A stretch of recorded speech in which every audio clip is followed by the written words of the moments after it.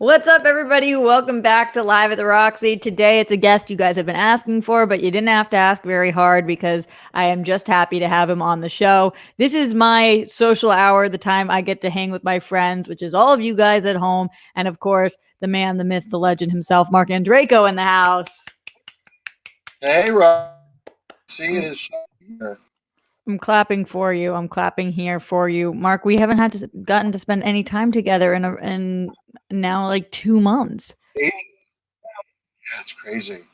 It was Crazy. it was Oh, you're kind of Oh, go choppy ahead. all of a sudden. Am I choppy or are you choppy? I don't know. Um, I don't know. I hear you now. Continue, my friend. I just said something brilliant and I forgot what it was, so it's lost because Shit. the internet. No, I'm kidding. I'm completely kidding. No, this is tough. I mean, I posted it a couple of weeks ago. It's tough staying inside, but remember what Anne Frank and her family had to do. And I'm really, and I didn't say that jokingly. We really need to Right. stay inside. This is frustrating and maddening, and it's we don't know when it's going to end, but for it to end, we need to stay inside until there are no detectable cases. And that's take. We were talking about this off camera. If we go outside by July 4th, we should be happy. Yeah. Yeah. So Did you ever go to the Anne Frank house? I did. I did. Amsterdam is an insane city. Yeah. I love that Amsterdam has the red light district and the Anne Frank house, and like 3 blocks over from the Anne Frank house is the International Sex Museum. And in the International Sex Museum, the archway is two giant phals, and I'm like this is the diversity of humanity right here. Get you a girl who will do both. Sex light district and stay at home. It was a bad joke in bad taste, but I'm Jewish, so I can make them. It's fine.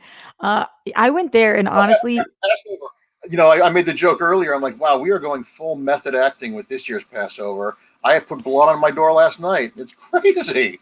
yeah, it is nuts. It is nuts. I just feel like every day comes with its own set of challenges. Just every single day.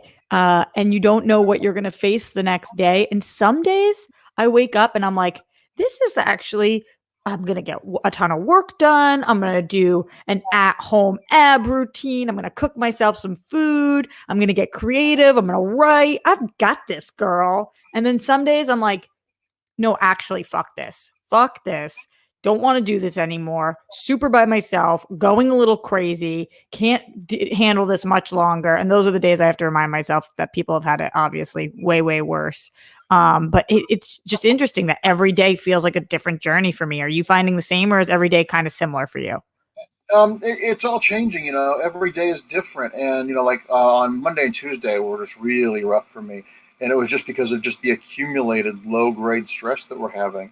And I Yeah. read an article, and I'm not sure where it was from. I need to find out so I can attribute it to the right author. But this guy was saying we're allowed to be sad. We're grieving. We are all grieving because the world and the normal we knew is gone. You Yeah. know, think of it this way: there are kids that don't know, that have never known going to the airport without taking your shoes off. Mm-hmm. That's Yeah. normal for them. What we thought was normal is gone, and we're all very sad about that. I mean, what is trick or treat going to look like? What do you think the answer to that is?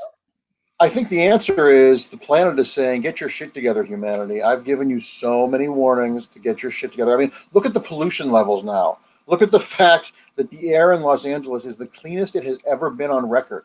And like a week after they shut down those cities in China, the air was clean. Dolphins are in the Venice canals. Animals are coming back. They discovered a bird that they thought they haven't seen in 130 years. The planet wants to fix this. We need to pay attention to the planet, because you can call me a hippie or an alarmist, but if I'm wrong, if everyone who thinks the planet is in danger is wrong, and we stop polluting, what's the downside? Yeah, We're the worst still case is we made a better planet. Yeah. So that's my problem right now. What I'm scared about right now is people are seeing that the social distancing is working. They're like, oh, we can go outside. I said this to you off camera. It's like when you get antibiotics and you have strep throat and your doctor says, take them all until they're gone. Don't stop when you feel better because it will come back worse. We're on day 5 of antibiotics and we've got to go to day 10. We absolutely have to because everybody's going to know someone who died very soon. And if all you have to do is stay inside and read a book for a month, you're not going to war. And I need to remind myself of that as much as anybody else. So Yeah, and it is interesting because I'm seeing. I don't know if you're on TikTok at all, Marc Andreyko, but the TikTok you dabble. Occasionally, I'll. Okay, so the number one, anybody who's on TikTok has heard this song, "Bored in the House." "Bored in the House" has taken over TikTok. Bored in the house and I'm in the house bored. Bored in the house and I'm in the house bored. That's what it sounds like. You just heard me sing it. Now you know the entire song, and it is It's kind of like fascinating. dance. Yes. But it's kind of interesting because the last thing I actually am right now is bored. I don't really have the luxury of being bored. I'm working my ass off to try to make rent. I'm working my ass off to keep Grammy and Papo around. I'm doing everything I can to be the best human I can to all of my friends, trying to take care of them, make sure that they're not going crazy, take care of my loved ones. So I'm really not bored. Take care of yourself, my dear. And that I forget about often. It's really, really hard. But a friend of mine said to me when I was going through a rough time, he said, treat yourself with the love and respect with which you treat the people you love and respect. Yeah, And it's hard. It's hard. But you know what? Some days, and especially, I mean, just being a caregiver in the best of times is so hard. It is. Because I have so many friends that are caregivers, and you're allowed to get frustrated, and you're allowed to get annoyed with the people you're taking care of. But we think we're not. We feel guilt about that, and it all becomes this act of martyrdom that the only thing it serves to do is make us unhealthy. I know I sound like I'm like on Van Zandt all of a sudden. I'm all Oprah today. I don't know where this is coming from. No, it's beautiful. It's beautiful. But this is stuff that I have to tell myself. This isn't me sitting here as a guru on the mountain. This is me reminding myself and saying out loud, take care of yourself. Be kind to yourself. That's the thing that I need to learn. Be kind to yourself. Growing up a Catholic kid and a gay kid and a middle-aged white guy now, I have lots of, do I deserve any good stuff?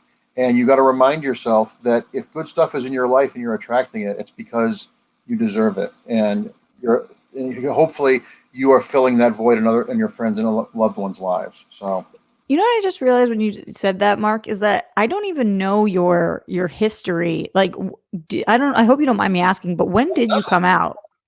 Well, that's a multi-tiered question. I knew basically very young. I didn't know what it was, but I remember like watching like Chips and Eric Estrada would be shirtless playing volleyball, or I would watch the opening credits of Trapper John M.D. and this actor Gregory Harrison would turn around in the shower and it would freeze his name. And I knew that didn't know. Did you know anybody who was gay?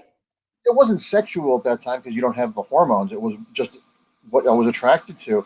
And, you know, the term gay and stuff didn't really, the world we're in now compared to the world I was when I was 12 and 13 is about as different for gay people as the South in the 1950s and today.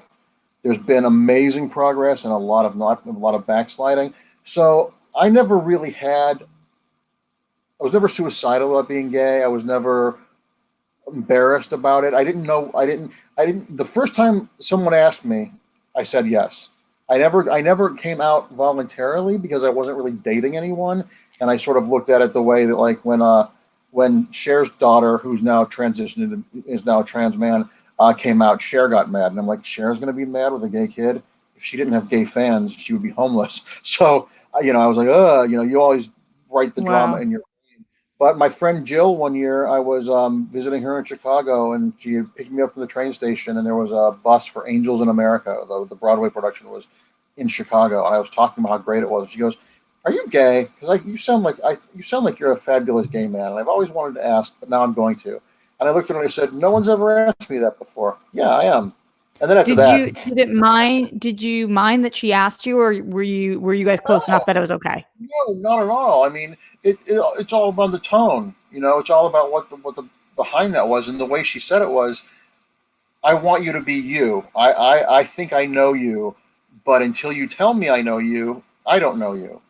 And there's just something, there's something really sort of deep there. It's why when I meet people and I want to be from friends with them, it's like, tell me your story. Tell me what makes you you. Everybody's story is fascinating. Everybody's story is boring. Everybody's story is interesting. Everybody's Yeah. story is hilarious. Everybody's story is tragic. And I just like people who are passionate. I say this until I'm blue in the face. If I'm at a party and you're a garbage man and you love your job, I'm going to talk to you the whole night. I love people who are passionate, especially about things I have no aptitude or interest in. Yeah. Because that makes the world go round. I don't want to talk to people that are just blowing smoke up my ass. If you're too nice to me, I think you're either stupid or you're lying. That's more Catholic fallout as well. I mean, I always also joke that I don't have issues. I have leather bound volumes instead. So, That's amazing. but when I came out to my parents, to circle back to the original question, sorry to be rambling. No, It you're not wasn't rambling at all. I asked because we've been friends for a while, and I never asked. Not because I didn't care. I just didn't. It didn't come to me to ask. I'm the kind of person in this stage of my life that you can ask me anything and I'll tell you if it's none of your business. Yeah. Yeah. If you're asking out of a legitimate curiosity or a concern, the worst of the angriest I can get is I don't want to talk about that. But otherwise, I overshare. I've become the opposite of the child I was. I was this meek little quiet child, and now people. I can't picture you as meek and quiet. I Wait, but you were was. just saying about your parents. You were telling me about your Oh, parents. so I hadn't come out to my parents officially because I wasn't dating anyone, and I sort of, whether this is rationalization or not, was like my sisters were not dating anyone. My sister didn't have to announce she was straight if she was single. I'm not lying about it. I'm not hiding anyone.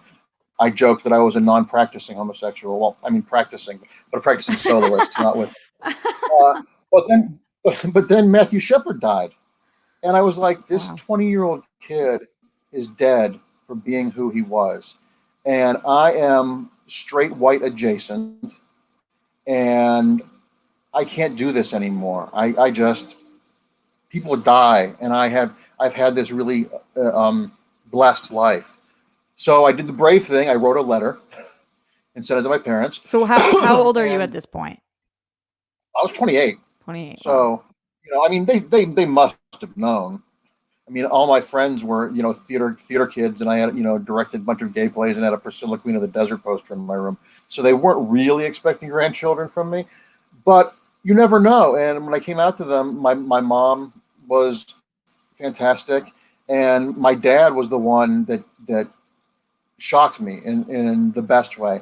I so underestimated my father because he came from, blue collar, second generation family, and grew up in Youngstown, Ohio. And my dad called me and said, "You're my son. I love you. I want you to be happy and I want you to be loved. Nothing else matters." And I was just like, instantly, I felt like in the old Flintstones cartoons when Fred shrinks because he's a heel. I instantly felt myself shrink because that was the last reaction I would expect from my father. And he's never underestimate people. Did So. you did that make you wish that you had said something earlier, or are you happy with the way that everything happened? No, I don't think so. I think the way it happened, it needed to happen. I think I needed to, because I was openly gay for every other aspect of my life. I just wasn't. It was just never said to my parents, and I was like, And they never I think asked. They never no, said no, anything to you. no, but they never did, and it wasn't because they were afraid to. They were the kind of parents that I wish everybody could have. My parents, even as a little kid, said to me, "Do what you love to do. Don't choose something in your life because you think we want you to do it. We want you to do what makes you happy because you're going to be doing it long after we're not around anymore." And I didn't realize until I was an adult that most kids don't get that sort of support from their parents. I just thought that was the norm. That was my level of entitlement. And that's why I try to, that's why, that's it shaped why I did Love is Love.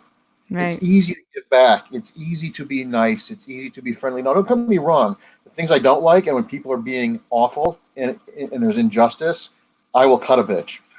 Don't don't There he confuse is. don't confuse wanting to see the best in people with being weak, Right. because You break that trust, you betray, you hurt someone I love.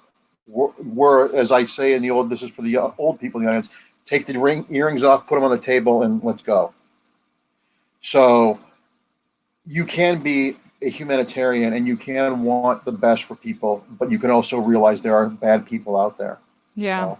And there are also amazing people out there. And I love There are that far more story. amazing. There are far more amazing. I'm sorry to cut you off, but there are No, far that's more okay. amazing people than there are. It's annoying that the assholes take the spotlight. It is. It Because is. the average human being is born good, and all we want is people. We want to be able to love and live the lives we have, and we want people to live their lives. And as long as you're not hurting anyone and not lying to anyone and not being evil, I want everyone to be happy. I Yeah. want everyone to be healthy. I want everyone to be educated, because, and I'm selfish that way, because the healthier and smarter everyone else is, the less I have to do. I Because think that, I'm yeah. not getting smarter. I'm not getting smarter as I get older. The water level in the pool's just going down. I plateaued 20 years ago. That is so not true. That is so not true. But when I was talking about great people, I do want to give a shout out to Rachael Cushing, who is in the Oh, chat with us right now. Rachel, a dear friend of ours, also a Schmodown star. We love you, Rachel. And she was tearing up at that story about you and your dad, and you got me too. It's it's not 5 o'clock yet. I don't have my whiskey. It's too early for me to suck it in, Rock. Suck it in. I do also want to get to some of the comments in here, the super chat, the Streamlabs, the Patreon, and also we do have a question of the day, which is, will people go to the movies when quarantine is over? That is because this show today is dedicated to David Gaines, who is a patron of mine at the top tier, and that tier gets to pick the topic and also has the show dedicated. I feel like dedicated is a weird word because anytime you say dedicated, that's what it sounds like. What is another word? But I was gonna say in honor of. That's more.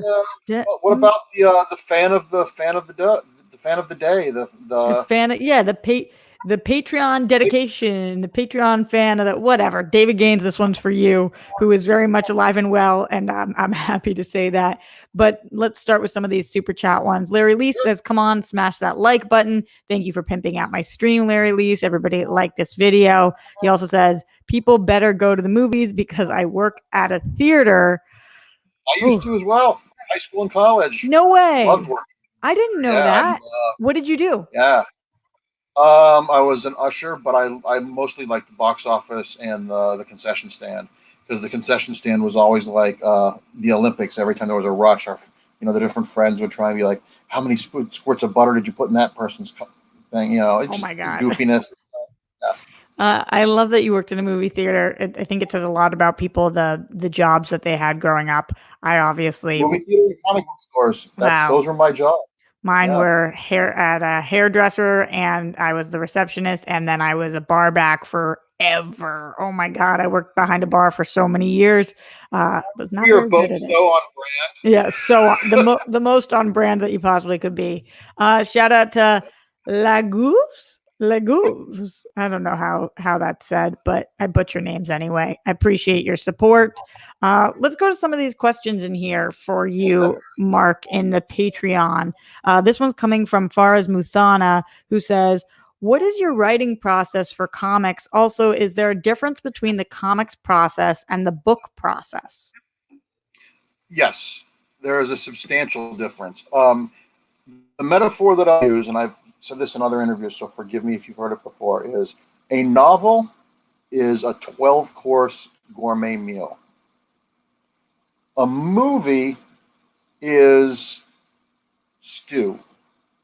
A comic book is a bouillon cube that you put in the stew, because a comic book has to be so pared down into one action per page, and you don't.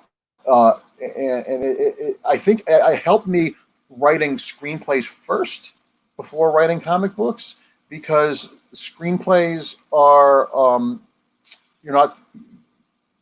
I don't know how I'm trying to say this. They are different art forms. They are absolutely different art forms. But that being said, if you want to write every day. It's an old cliche. It's annoying to hear, but do you, Mark? Do you write every day? Absolutely.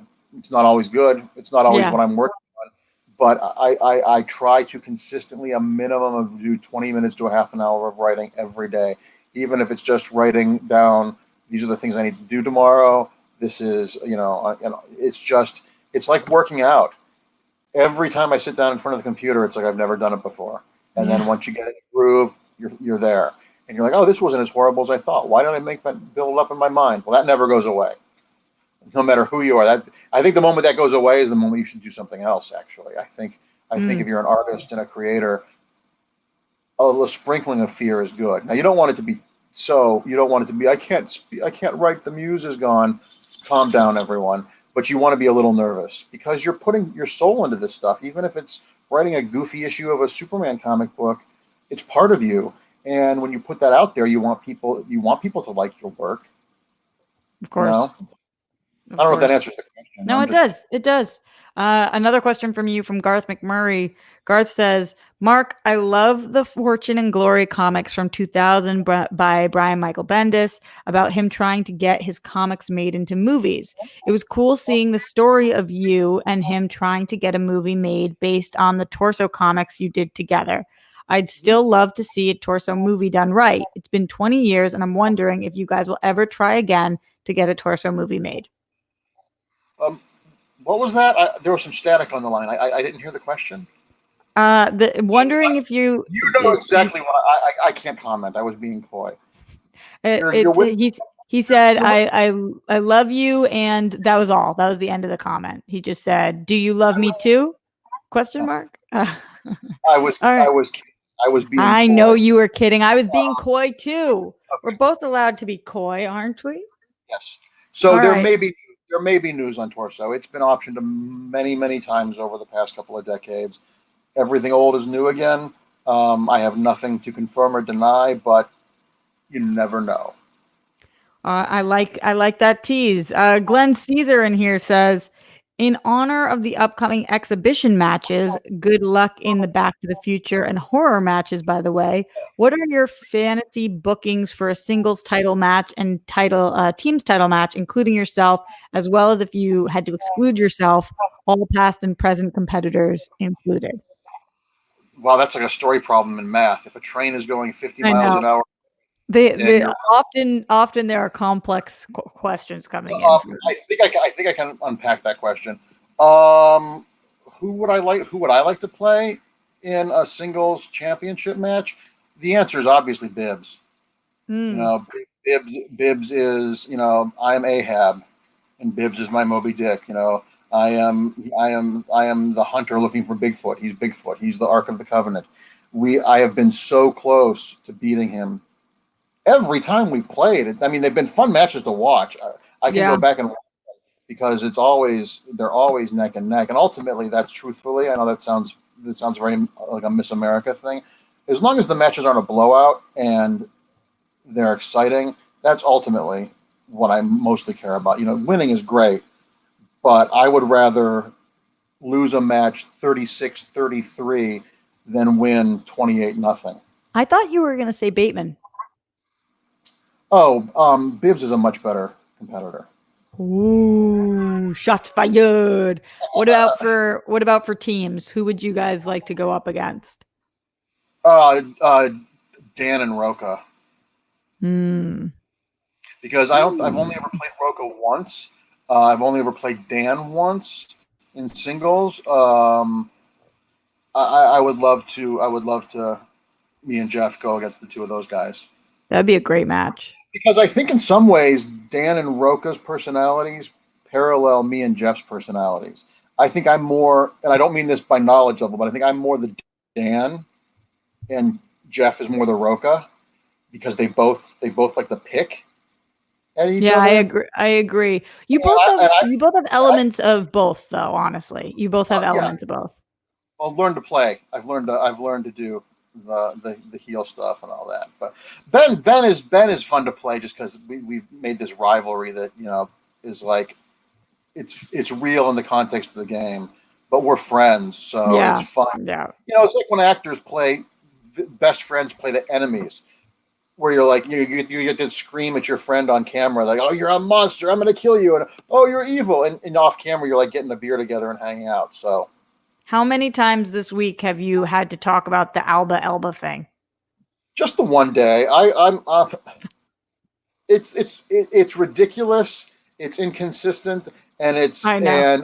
and Ben knows it's bullshit. That's what makes me most crazy about it, because he's trying to. It's like when he answered that question about what was that woman's job in that movie, and it was like she was a sports agent, and he wrote a monologue about that she works at a building where people who know sport. I was like, it's like, okay, you spin as much as you want. You know that this is bullshit. So.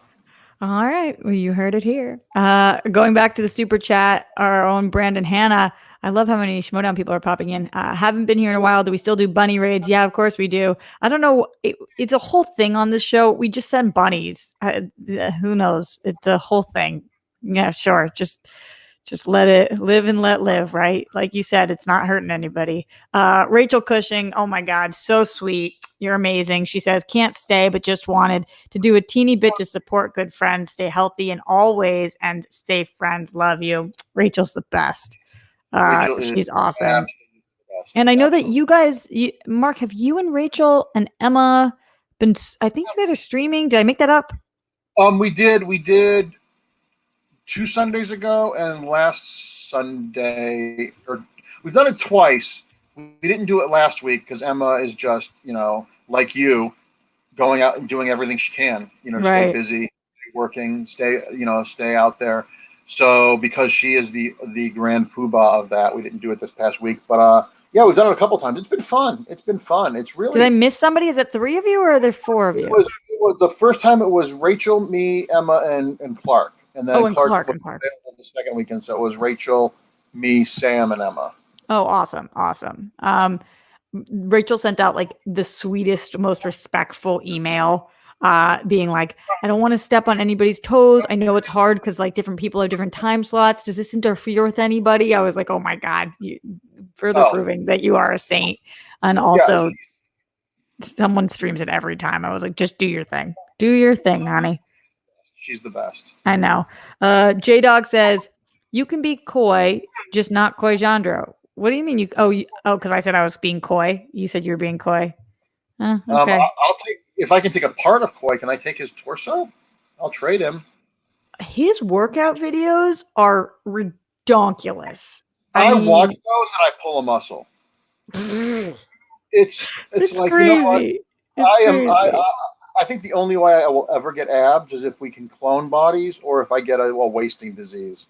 So I'm like, okay, whatever. When I'm you're, I'm I'm always I, the perpetual before picture.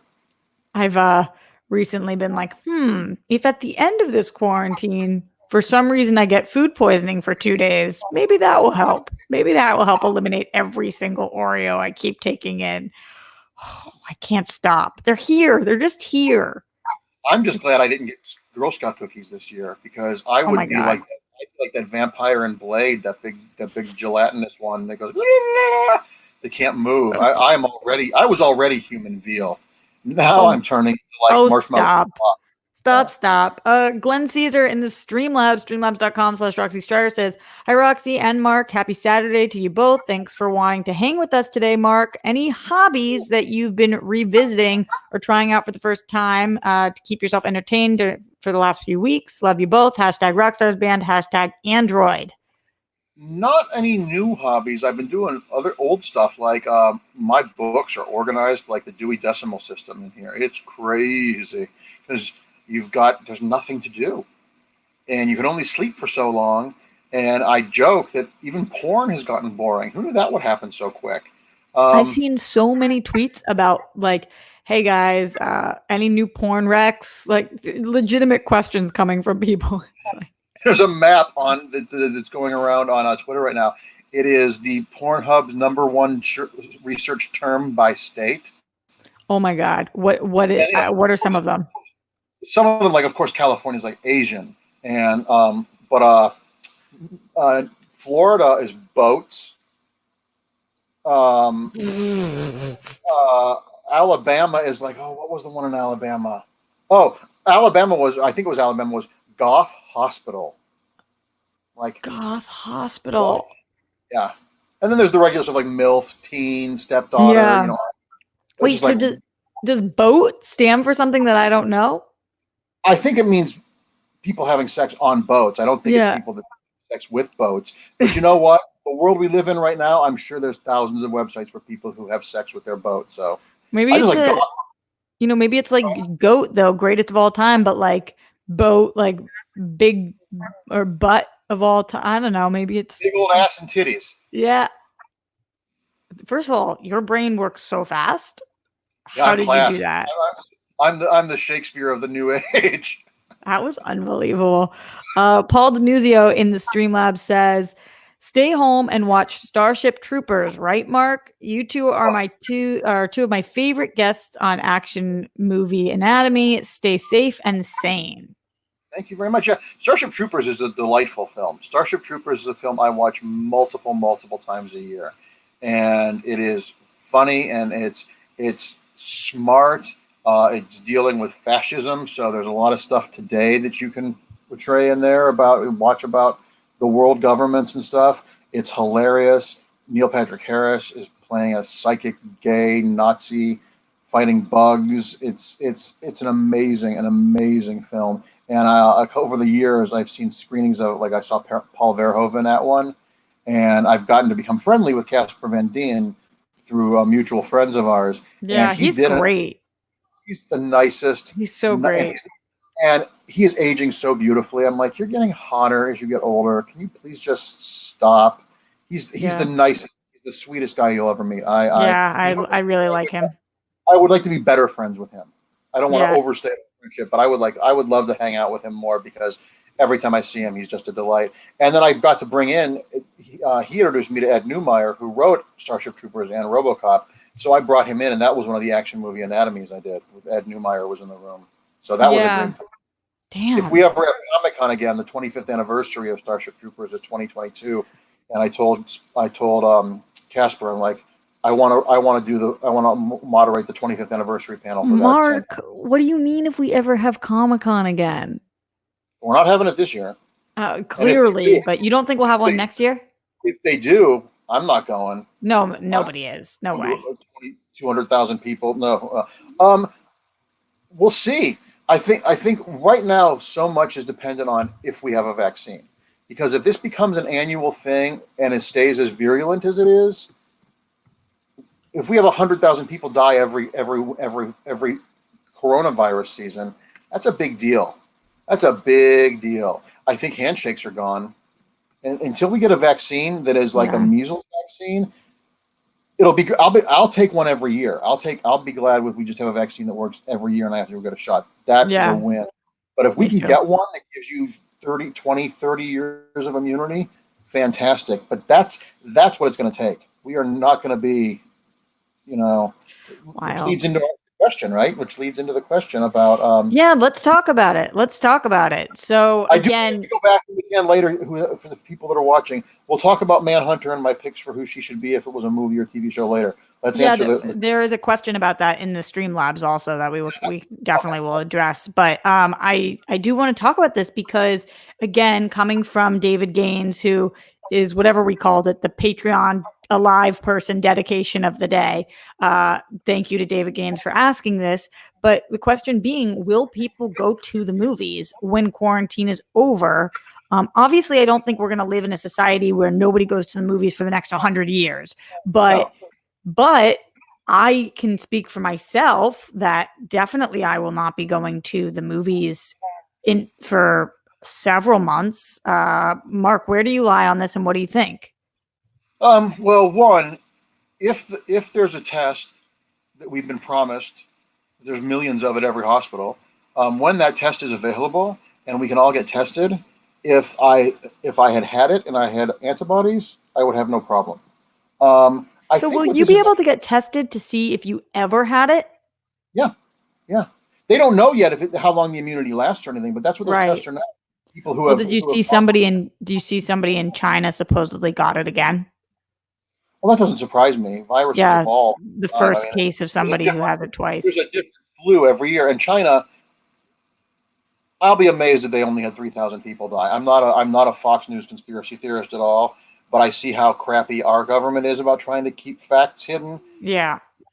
if New York has that many people dead, China has far worse hygiene in their big cities, and the poverty, the disparity in there. We're not hearing about it. But that being said, I'm not a Yeah, I know, 5G I know. doesn't cause it. I'm just saying that China can be lying, and they're also not bioengineering to take over the world and put chips in us all. Anyway, going back to what you're saying, I think because of social distancing, we might actually get airplanes with seats that are further apart. We'll get theaters where Broadway's going to have to redo their seats because Broadway theaters are tiny. You're I sitting know. in people's laps. They're going to have to do that. They're going to have to do that, and that'll Do you think do two. redo them, or do you think sell out half the house? I think the temptation to put people in those seats, if it's Hamilton and it's sold out and you have half the seats empty for social distancing and you can sell those tickets for $3,000 a piece, we have to take this. I would love to assume people will do the right thing unforced, but everyone is in such financial dire straits right now that seeing money sitting there on the floor and not picking it up is too much to ask. So we're going to Yeah. have to make seats bigger, put them apart. Theaters might all become like the theaters out here in LA, where the seats are bigger and there's an armrest in between them. People will go to the movies, but I don't know. I'm 50% people will go back and embrace all this stuff instantly, and I'm also 50%. Oh, this means that movies from now on are going to be sliding ticket scale, and you'll pay $40 to go see a Marvel movie on July 4th weekend, and you'll pay $10 to see the new Brie Larson indie film. There'll be a slide, and I hope that doesn't happen because Well, when but that does, what if you're the studio right now, Mark? Like, take Wonder Woman's the example I keep using on this show because number one, the first one was a hit, so it's already proven. Number two, it already moved from June to August, but August seems to be that time where studios are starting to think they might be able to have movies be. What do you think about a movie like Wonder Woman? Will we see that go in August? And if it does go in August, will anybody go to the movies to see it? even some of the worst charts about this virus show that with social distancing, it's about a 4-month thing. So if we start going March, April, May, June, and we stay through the end of July, I think people will go back. I think if the virus has burned out and and we're finding and we hear like, oh, one person had virus in LA, they're in isolation now. If we're able to do that, or if we have some sort of treatment or some sort of, we're not going to have a vaccine by then. Those take too long. But if we have something that gives us a level of security, I think people will. I think people now are seeing we need human contact. You can be a misanthrope and you can not want to be around most people, but that doesn't mean you don't want to have contact with people you love. And I think the group sharing aspect of the arts, of going to a theater, going to a concert, going to a movie theater, and I think a movie like Wonder Woman might be exactly the tonic we need right then. But what do you think about the fact, because it's often described, that movie and many others, as a 4-quadrant film, right? What do you think about the people over the age of 65? Do you think that they will be going to the movie even anytime in 2020? I don't know how much of that demographic is necessary. What I don't know the stats on what that demographic does for like movies like Wonder Woman and that sort of thing. I think if let's assume that the virus has played out, we're still concerned. There's still little tiny outbreaks, but it's under control. There's not the deaths that are happening. We have some sort of preventative or some sort of better way to avoid it.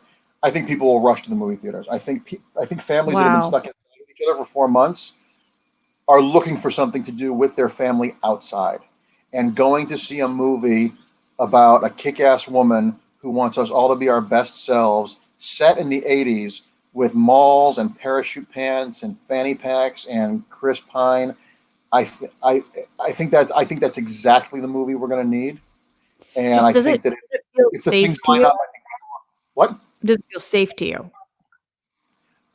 We don't know yet. Yeah. We still have to see. We still have to see. You know, as far as this disease is concerned, it sounds like watching the different doctors. We're pregnant, but we just peed on the stick. We shouldn't be picking out baby names yet. We've still got a couple more trimesters to go with this. I haven't figure heard out. anybody say that yet. That's so good. I noticed that Jake said this in the chat. Jake Yakoveta said, Laredo, Texas just spent $500,000 on tests, but they were the tests to see if you previously had it, and they're not effective for seeing if you have it now. So you're telling me there are tests that tell you if you had it, but they can't tell you if you have it? Yeah. What? Well, it is so important that we have no pandemic team in our country. I know. Uh, Who the did the that, by the way? the ineptitude of our leadership right now is maddening. Yes, And some of them, but I will say I think Gavin Newsom is doing an excellent job. yes, I just didn't want to name Trump Yeah. because people will jump on me. I'm at this point. If you still think he's an effective president, you should not be able to operate motor vehicles, Oh my because God. this has nothing to do with Republican or Democrat, because there's some Democrats that are douchebags and awful people as well. Yeah, horrible. But Donald Trump is going to have more blood on his hands than Bush Cheney for the Gulf War, and he knew about this in November. He is so aggressively stupid, and he's dangerous because he's so stupid he doesn't know how stupid he is. Give me Putin. Putin's a James Bond villain. I can deal with smart guys. I just can't deal with a mentally challenged Godzilla who's just rampaging and knocking shit over because he can. Give me Putin. Oh my God. Give me Putin over Forrest Gump. Well, Anyway, I'll stop. Talk about movies. I'll stop. I know. No, I love it. I love it. But I'm also a believer that all art is political. And when people say I don't like to talk politics, that's a luxury none of us have anymore, because the world is on fire. If you think Biden is as bad as Trump, 4 more years of Trump, say goodbye to Roe versus Wade, say goodbye to marriage equality, say goodbye to every environmental protection we've ever had, say goodbye to banking regulations, say goodbye to affirmative action. So compare, and I've said this ad nauseum, comparing Trump to Joe Biden is like comparing bone cancer to a paper cut. Larry Lee said, I'll take Putin. Scene. I'm sorry. No, don't be sorry. Listen, I get political on the show all the time. They know I've said this before. My show, my rules. You're on the show, your rules. We get political. I talk about it all the time. I never hide who I vote for. I never hide how I feel. Everybody knows that I think that Trump is doing just the absolute worst job. The worst job. The worst possible time. It is maddening to me that we are not all screaming in the streets. It is crazy. It is crazy. Are you watching his press conference every day? No, it's not a press conference. It's his Bachelor rating competition. Last night I just watched Flash Gordon because my roommate hadn't seen it, and Flash Gordon is a metaphor for now. Except Ming is so much more competent and better dressed than Trump ever will be. It's insane. And when I hear people say, especially younger people say, "Well, I don't, I was all Bernie, or my candidate didn't get. I'm not going to vote for Biden because he's just as bad." You are shooting yourselves in the faces, young folks. You're going to be in this planet long after I'm dead and buried, and you're not voting for Biden. You're voting for the Supreme Court. Yeah. And if we get Trump again for 4 more years, it'll be more than 4 more years, because he'll get rid of term limits. He will be able to be the emperor he wants to be. This is not paranoia. This is not freaking out. This is not irrationality. He has never hidden who he was. And if you can't get out of your own ego and take your head out of your ass because your candidate isn't the one, I don't love Biden either. But you know what? Pinch your nose and do it, because first of all, this idea that we should love our candidates and they should reflect us 100% is a bullshit fantasy, because no one, I don't like myself 100%. So you're never going to have that. And to think that it's circling back, and I promise this is the last political thing. Circling back to nerdness, the good of the many outweigh the good of the few. You don't like Biden? Tough shit. Vote for him, and vote blue all the way down. And if you don't like Biden, vote blue for Congress, the Senate. If we get the Senate back, that's the most important thing. Getting that monster Mitch McConnell, sending him back to hell where he belongs. I mean, I'm getting so worked up. I'm sorry. No, don't. But they're talking about it in the chat too. Our lives are at stake here. Our lives are at stake here. And if you are so about your hashtag, I'm not going to vote, that is the height of privilege. People die for the right to vote. You ignoring that, whether you vote for who I like or not, you ignoring voting is an insult to everyone who ever fought and died for that right. And it's distasteful and it's cowardly, and you cannot claim to be a patriotic American if you don't make yourself vote. End of my rant. Sorry. No, you're okay. The Prince That Wasn't Promised says, I'm anti-Biden and an independent, but I can't let Trump pick 2 more justices. It's exactly what you're talking about. Exactly. I don't like And Pepsi, but if the movie theater's out of everything but Pepsi, I'll drink a Pepsi because it'll make do. Glenn Caesar says Trump's going to be a one-term president. We need boring for 4 years. From Legovs, hi from France, with Uderzo. Is that how you say it? Uderzo, recently passing. I wanted to know if you had a favorite French/Belgian comic. Keep on being awesome. Changing topics. Asterix is great. Asterix was so much fun. I think the new people who are doing it, who took it over after he had retired, are doing a great job as well. I wish more Americans knew Asterix and Obelix. It's just great. It's Gladiator, but Mad Magazine. And I didn't know. And European, so it's super intelligent. I'm also a huge Tintin fan. I don't know if he counts. Was Hergé Belgian? I don't know. I love a lot of that stuff. If you haven't read Tintin, the Tintin comics are fantastic. It's Indiana Jones meets Doogie Howser. Wow, I've got a lot of reading to do. Going back for a second again, The Prince That Wasn't Promised says, I just want 3 or even up to 10 parties instead of choosing between the shinier of 2 turds.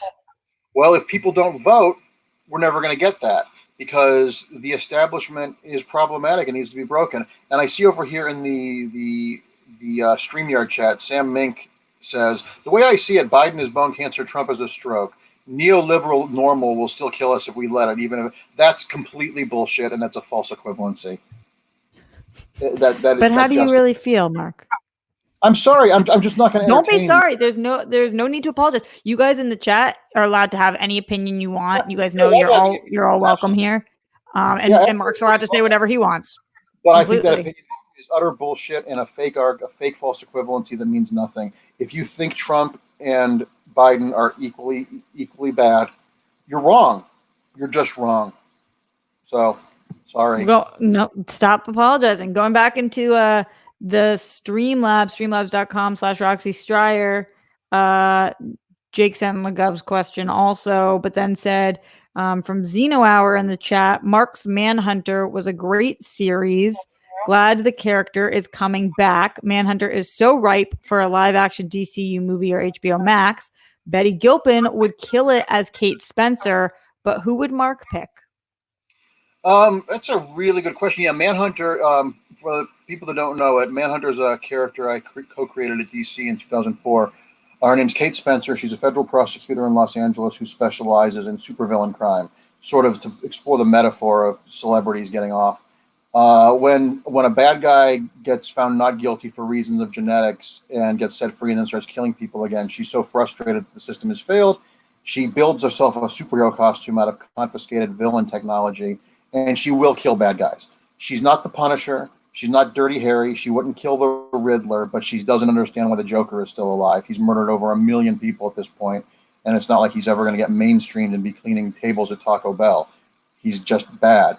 So I get to explore things about justice and the death penalty and stuff that I don't agree with her necessarily. And I like writing characters who I don't agree with because it makes me try to look at it from an objective standpoint. Yeah. But she's coming back, and the book was going to come out in May. It remains to be seen when that'll actually be shipping, but we're halfway done.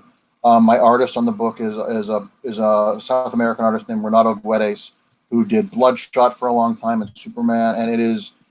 I don't even want to put any dialogue in the book because his artwork is so beautiful. Oh my God, that's amazing. So lovely about supporting this character over the 16 years since I created her, and the fans have been so great.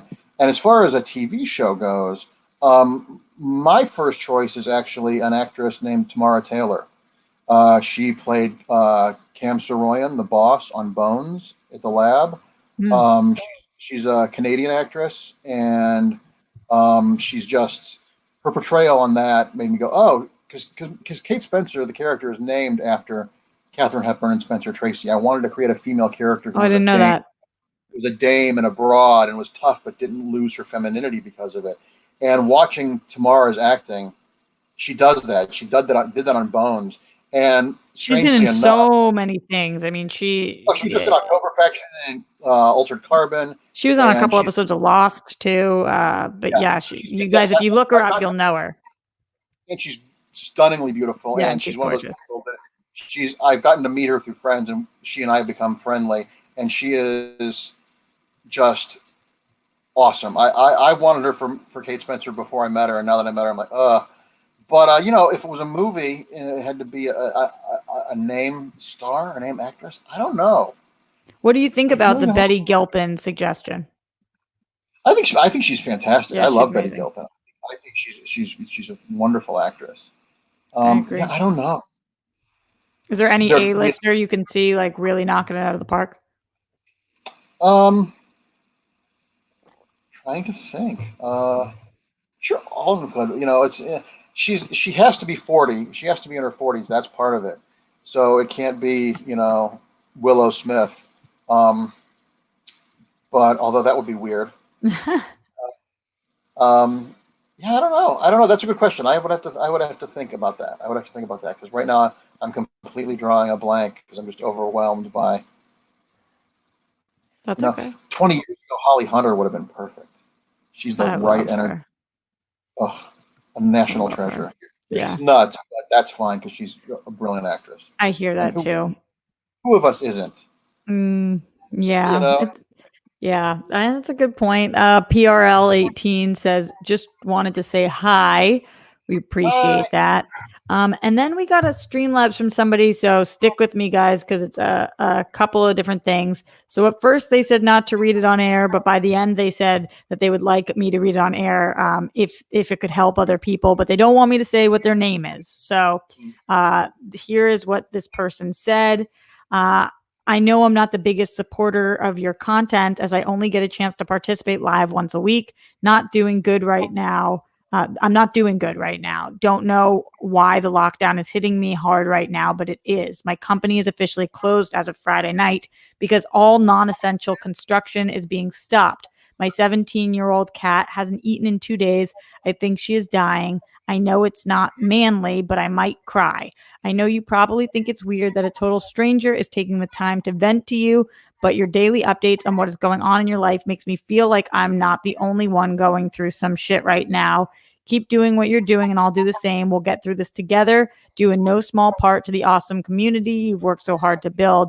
This may sound cheesy or lame. I don't know what the kids are saying these days, but thank you. And please share this if you think it can help someone else. So to this person who will remain nameless, I think a lot of people are feeling this way right now. I think a lot of people are. First of all, you need to eliminate from your brain that crying is not manly.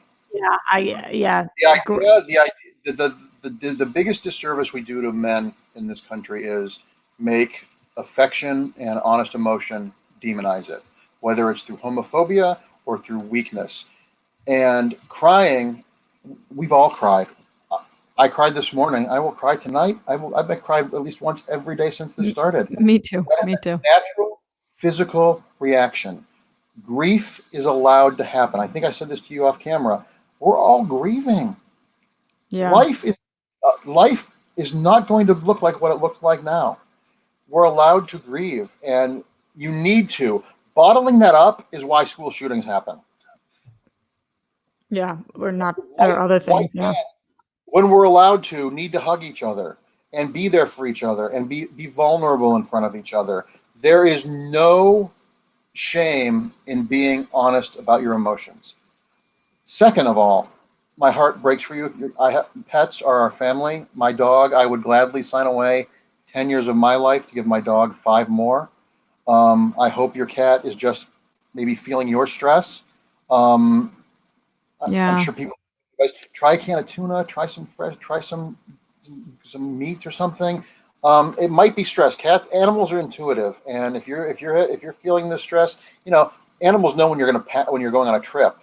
So your cat, if you've had it for 17 years, she's your family, and she or he knows your rhythms. So it might be that.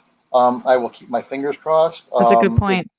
It is pets. If you're by yourself now and you can foster a pet during this, it will change your life if you can. But I'm very sorry to hear that. And don't ever be afraid to reach out. Part of the reason why I am so vocal on Facebook about when I'm having a bad anxiety day, or when you wake up and depression says, hey, guess what? We're hanging out all day. I don't talk about it because I want sympathy. I talk about it because even with my sort of D-list level of fame, talking about this stuff helps eliminate the stigma. If you're a human being, you're going to have some mental illness in your life someday. You're just going to. That doesn't mean you're going to be jumping off a building, or you're going to have multiple personalities, or you're going to be suicidal, but life is tough. And we need to acknowledge that life is tough, and you're allowed to be frustrated with life, and you're allowed to be sad. And we are all in this together. That can't be hashtagged or said enough. Be there for each other. Don't ever think you're a burden. Just the biggest advice I can give to anybody, and this is advice that was given to me, and I tell myself this every day in the mirror: get out of your own way. Life. I love drama, but I always say if I'm creating drama, I'm getting paid to do it. Life creates drama on its own. Wouldn't we all love to be bored right now? Have a boring Saturday? Oh, there's nothing to do. Do you remember that song? And it's such a silly, stupid song, but I always think about, it's no surprise to me, I am my own worst enemy. Oh, Because every now and then I kick the living shit out of me. That plays to me all the time because, like you said, get out of your own way. And it's so true. And during this time, if you suffer from if people who suffer from severe chronic depression are always told, give yourself little victories in the day. Mm-hmm. So I go to the donut shop around the corner from me every day with my mask on, and I get a coffee and I buy a donut because I want to support a small business if I can, and it's just a way to get out of the house. But I don't go unless I've had a shower and I'm freshly dressed and my bed is made. And we've got to give ourselves little milestones during the day. This idea that you should be writing the great American novel right now, if you got it in you, great. But don't be the typical American and beat yourself up because you're not crazy busy right now. You're allowed to lay in bed and eat a bag of Doritos and watch Forensic Files and be sad for a while. You're allowed to do that. But also try and encourage yourself to do things that don't dig yourself deeper into your depression, because turn off the news, turn off your phone, go for a walk.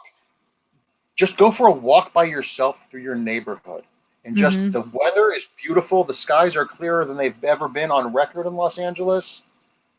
Just go out and hopefully people will learn to be with themselves, because we are in such a culture where everything is so overscheduled.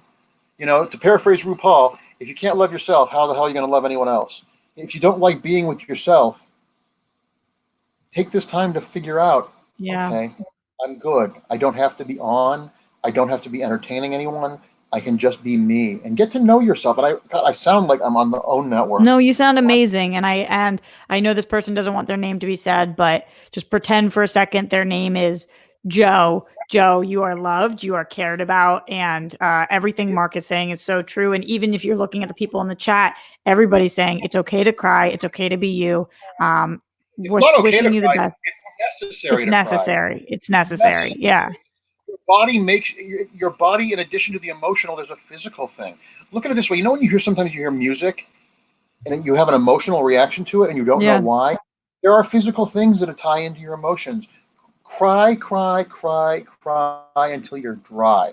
And then shake it off. Pour yourself something cold to drink, whether it's preferably not an alcoholic beverage if you're feeling sad.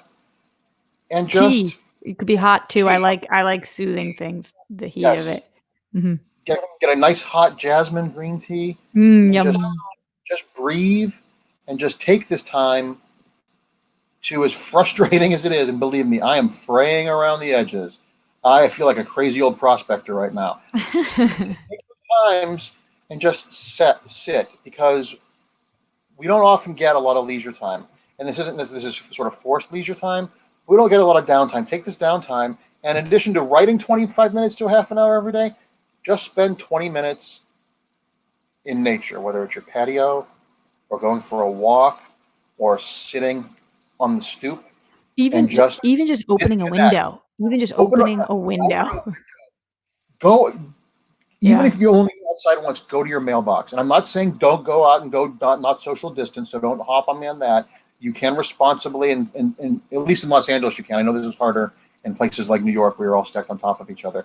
But if you can safely do it, just go to your mailbox. Go Mark, this is what outside. every day I take my trash out because I'm just like, okay, My apartment's maybe, never been cleaner.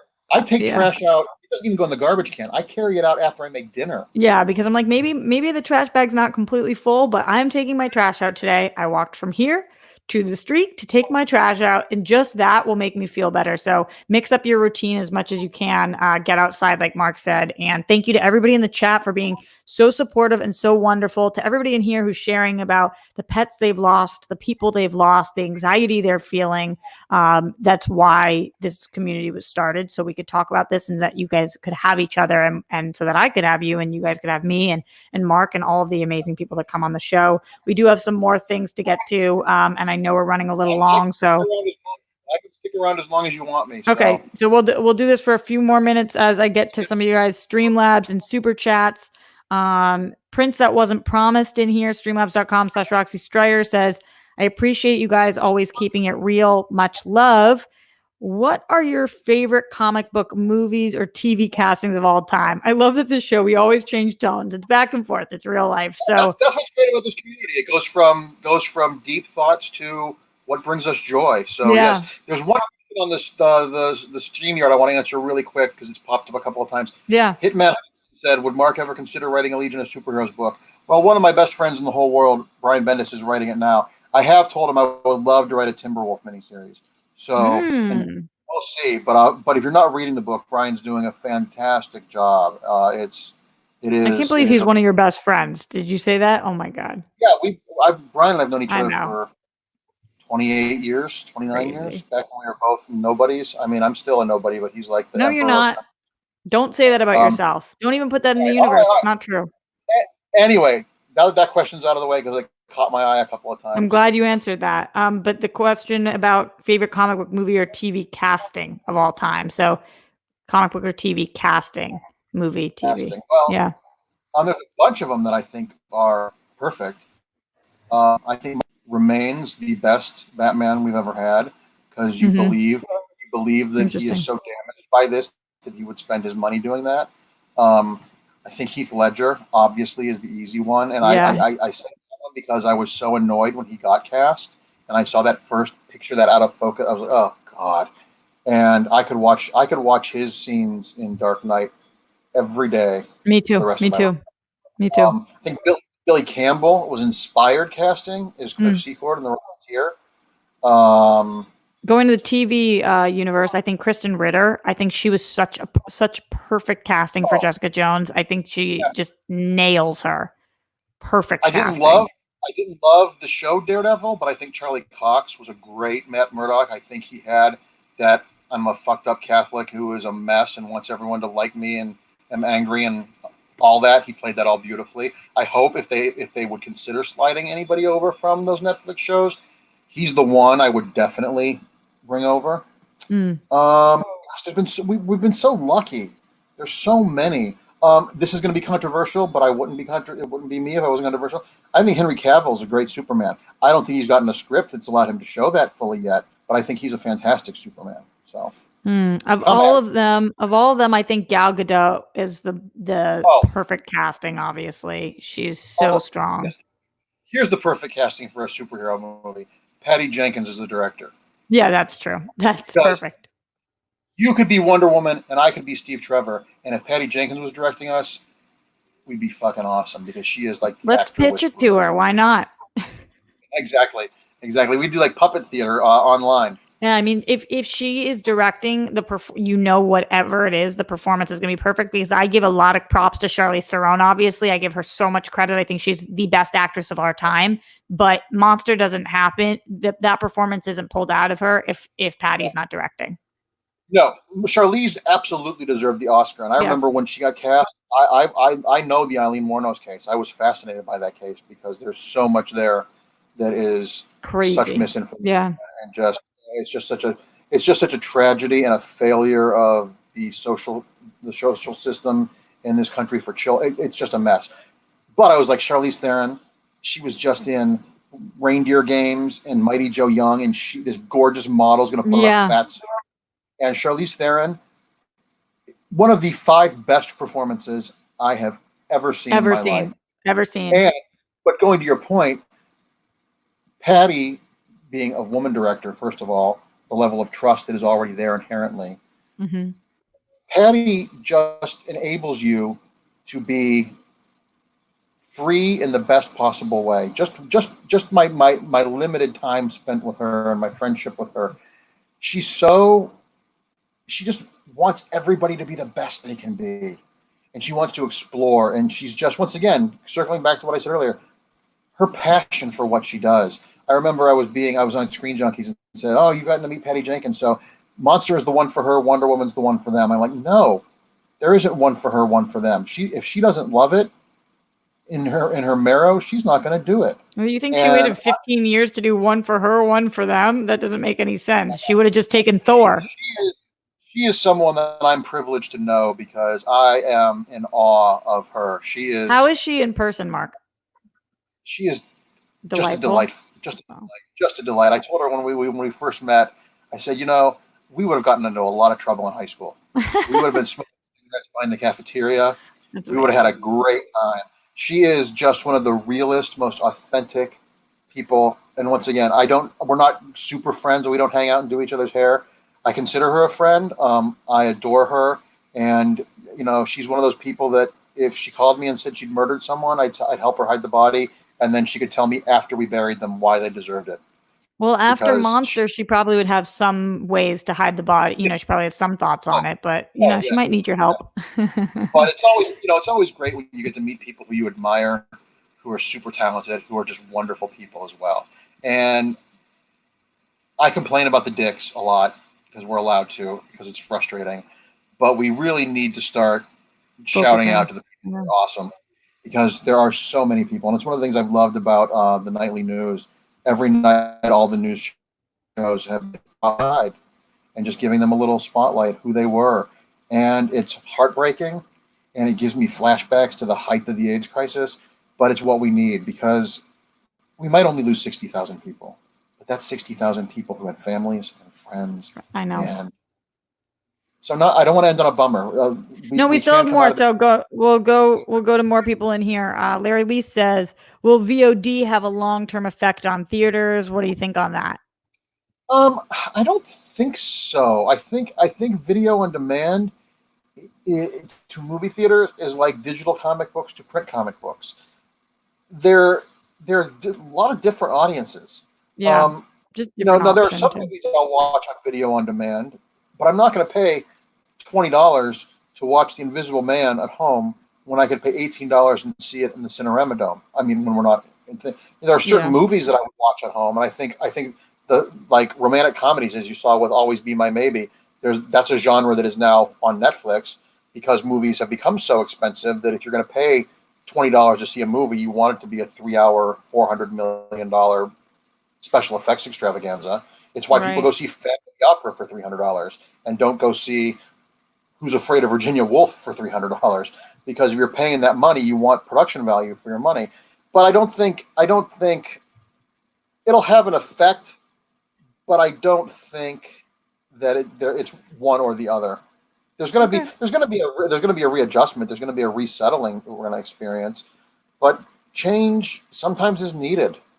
And it will give opportunity to more up and coming people who aren't making 70 to 150 or $250 million movies. VOD gives them the opportunity to make a movie that is under $30 million. And maybe we'll see because of this, because studios make so few movies and they make $300-400 million movies a year, we're going to see the effect in the pipeline when this is done. Maybe studios will start making lower budget movies because they actually need they need the product. They're going to space these movies out. We're not going to have any movies for the next couple of years where it's like there's an Avengers movie, a Batman movie, a Star Wars movie, and a Pixar movie all coming out in the same weekend. Those days are gone because the production chain is messed up. Movies are actually going to get to breathe now, I think. And hopefully we'll see a little bit more diversity. Hopefully the fact that 35 million people have watched Tiger King, if 2% of those people go see documentaries in the theater, that's earth-shattering. It's so funny because I love Tiger King. It's great, but it's also as great as so many other docuseries that I've watched. Well, that's why Netflix and HBO, hats off to them. They produce documentaries and get those out there, and they don't have to do that. Yeah. And the fact that America is responding with documentaries, and there are so many good ones now. Yeah. I want to keep going in here. Glenn Caesar says, to whomever sent in the Streamlabs, crying as a natural human emotional response. Thanks for allowing Roxy to share your message with the rest of us. Salute to you. Glad to have you in the Rockstars band. That's so nice, Glenn. Thank you for saying that. Also going into the Streamlabs, Garth McMurray says, I love the great open conversation. I agree with all your views and I love your comics. I'm a comics artist and editor, and I have many friends who are comics artists, writers, etc., and some own comic stores. Creators like you are an inspiration to us. Thank you. Just a comment. So sweet. Oh, that's very nice of you. Yeah.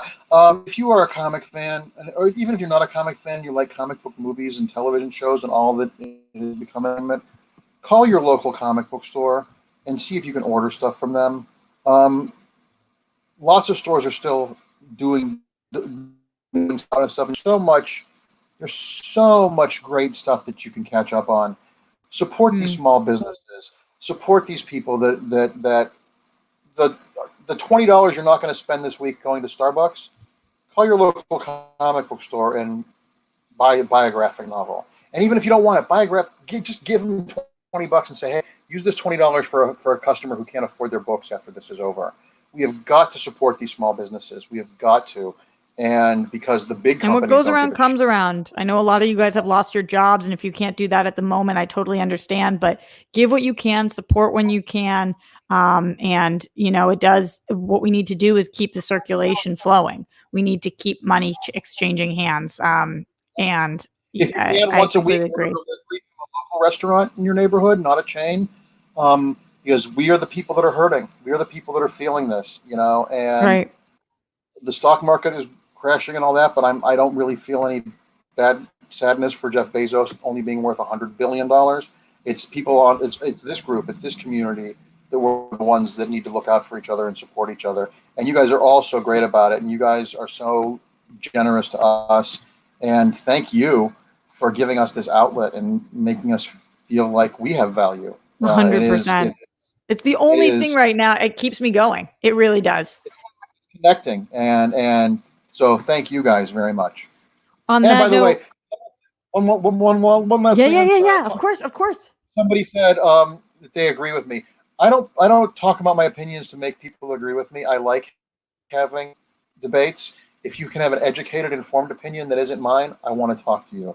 I'm not trying to convince anybody to change what they think. I just want people to be involved and engaged and active and think outside themselves and the choices they make politically. So everybody go and make sure that if you have an educated debate, go bring it on to Marc Andreyko. You guys see his handles below.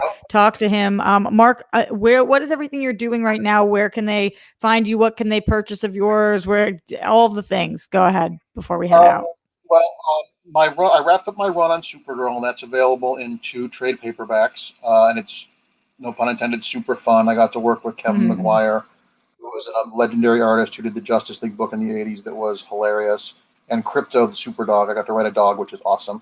All my stuff is in print, except for the Manhunter's not in print paper-wise, but it is digitally through Comixology. And if you have the DC Universe app, you can read it on your television, which I got to admit I did. I did a Sally Field and Soap Dish thing and read my own comic book on my TV. Damn right, I have that app because all I talk about every single day on the show is how amazing their shows are, especially Harley Quinn, which I'm obsessed with. So it's an app worth having. Harley Quinn is so much better than it has any right to be. I know. It's so much fun. And I just thought my buddy is the voice of Bane, and I love that he's doing that awesome. Tom Hardy on crack. Amazing, yeah. So sorry, keep going. Now just